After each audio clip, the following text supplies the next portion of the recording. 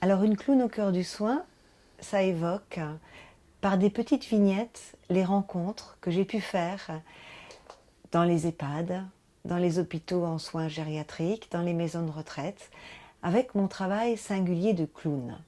Et oui, je suis clown. Et mon clown s'appelle Vroom. À dire comme ça, Vroom. Une clown qui n'est pas un clown thérapeutique. On va dire un clown. C'est pas un clown thérapeute. Mais c'est un clown, le mien, aux multiples facettes. Un clown qui utilise le chant, la danse, la musique, qui joue quelques instruments et qui vient de la scène. Mais qui pour autant aussi s'ancre à travers un certain savoir-y-faire, une forme d'écoute dans un mode particulier de la rencontre.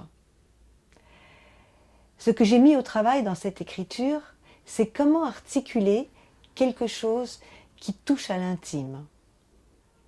Une forme de réanimation du corps parlant, si on veut.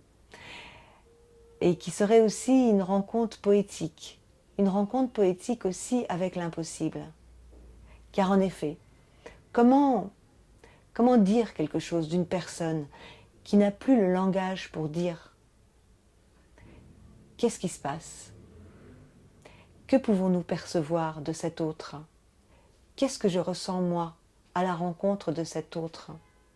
Il y a là quelque chose qui m'a semblé essentiel, quelque chose que j'avais envie de dire. Dans les lieux de soins, et ces établissements sont aussi des lieux de soins, c'est surtout la question du besoin qui est au premier plan. Le soin s'articule au besoin, à la gestion, à l'organisation. Mais la question de l'être, elle dépasse celle du besoin. Et à partir de cela, on peut aussi apercevoir combien la vie, sans le désir, qui anime l'être, qui anime l'existence et qui d'une certaine manière est vital, essentiel au sujet, et bien quand ce désir est d'une certaine manière éradiqué, quand il disparaît ou quand il n'est pas entendu, eh bien est-ce qu'on peut percevoir que la vie devient insupportable quelque part, qu'il y a là un insupportable, qu'il y a là aussi un impossible, une grande souffrance en tous les cas. J'ai tenté à travers ce livre aussi une écriture qui chercherait à toucher l'essence même d'une personne.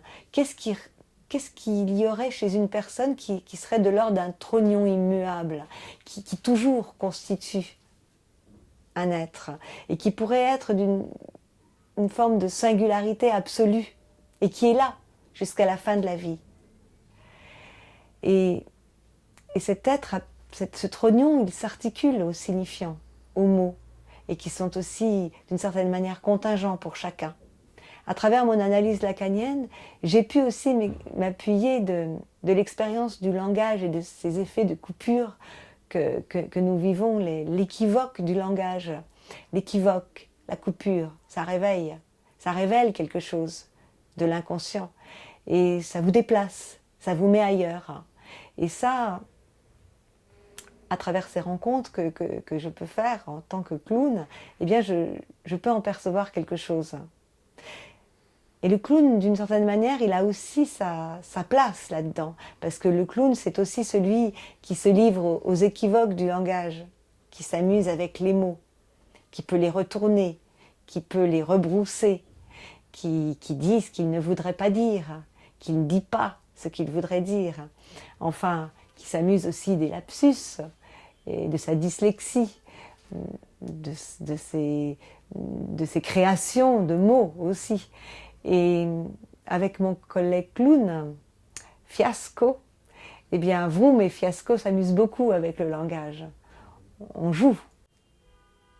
Élaborer un récit poétique de la rencontre avec les personnes âgées dans les EHPAD, dans les hôpitaux en soins gériatriques, voilà quel a été mon désir d'écriture.